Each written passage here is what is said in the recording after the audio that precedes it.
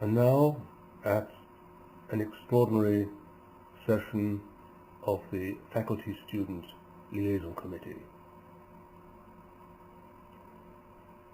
Our university faces serious challenges, perhaps the most serious since its foundation.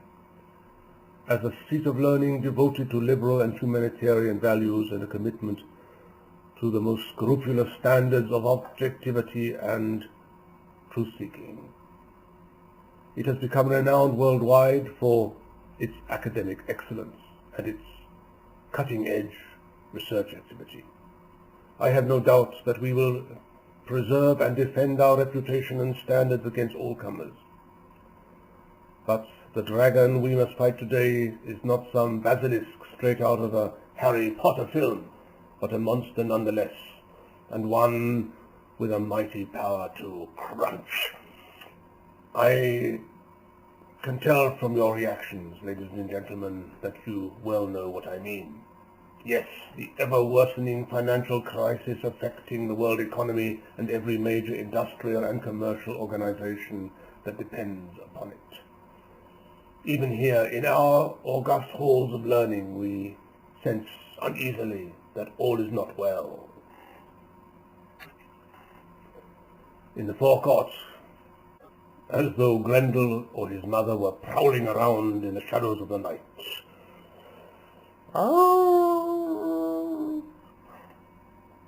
No more fun tangents, please. The raft of problems we now face comprises the following issues. First, fewer private students can afford our tuition fees and their own maintenance expenses. Second, our stock exchange assets and equity have shrunk as a result of turmoil on the world banking markets. Third, unless effective countermeasures are taken, we may soon lack the resources to finance our ambitious research programs, invest in state-of-the-art computer systems, and even maintain the present numbers of courses offered to our students, which inevitably would have implications for our capacity to increase or even sustain the numbers of staff employed and the number of students at the campus. I do not mean to unsettle any of you or spread alarm and despondency. We can, we must, we will face all present and potential threats to our present very strong position, and in cooperation with some of my fellow members of the Central Control Committee, I will outline the strategy to combat the dangers of the present time. The lines of defense we propose can be identified under the following headings: patronage, reallocation of resources, orientation to the future.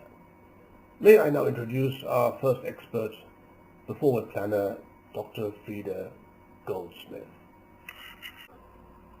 Ladies and gentlemen, let me get straight to the point, not being one to beat about the bush.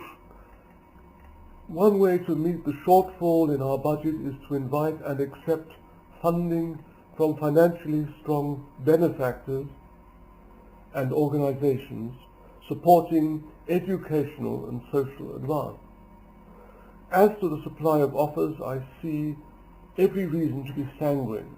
We enjoy the prospect of considerable assistance in the form of donations, interest-free loans, and generous scholarships and financial support schemes from various sources. Details will be made public in due course. Name them now. He who pays the piper calls the tune. No strings attached, really? As I said, details will be made in due course. Thank you.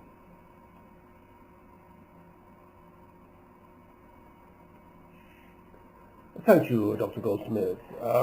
As for your precise and honest statement, which gave no cause for the impertinent interruptions it incurred, it is not appropriate here to raise the spectre of Big Brother. Every university is grateful to those generous and disinterested donors that play an integral part in modern university education. Our next speaker is Mr. Dominic Crawley, our resource allocation specialist, who will clarify some of the points under discussion. See you later, allocator.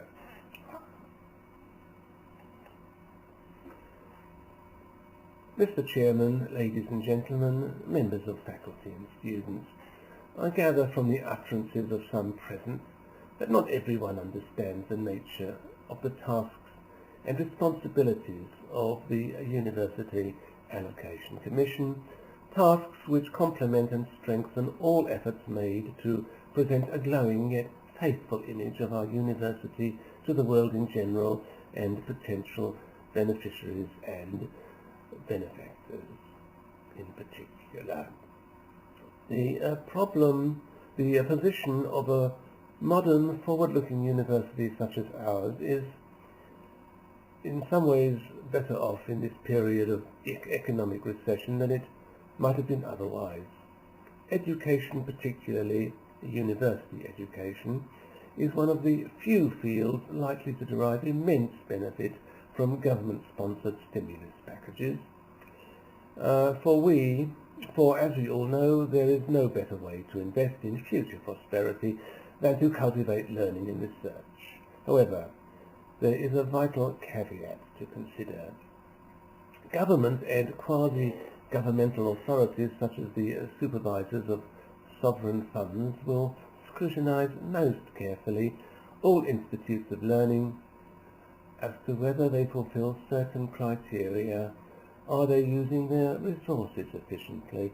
Are they striving to satisfy the expectations of their students and their benefactors? Do they tolerate wastage, perhaps by supporting the interests of tiny, unproductive minorities? Do they condone frivolous and unseemly activities? In this connection, I might refer to the fact that a former member of the English department spent several weeks in New York on a university-sponsored research grant promoting studies in the poetry of Dylan Thomas, only to spend most of his time at the White Horse Tavern in Greenwich Village drinking whiskey shots and beer, apparently to empathise with the great poet, who did indeed frequent that place during his last year of life, and it was there that he guzzled those final 18 shots which led to his death in St. Vincent's Hospital, only a block away. In the coming weeks, representatives of sponsoring organisations will be inspecting many lectures, seminars and tutorials. So as to facilitate the smooth running of events, these inspectors will observe tutors and students with the help of closed-circuit television cameras. I assure you that there is no definite plan to install this surveillance system permanently, however advantageous that might prove in the long run. However, as far as the immediate review is concerned, our sponsors are unlikely to be long-haired loonies or spinners of fanciful esoteric theories, so I advise caution on the part of our lecturers and tutors that they avoid controversial subjects that might offend the sensibilities of those representing major political parties, churches and corporations.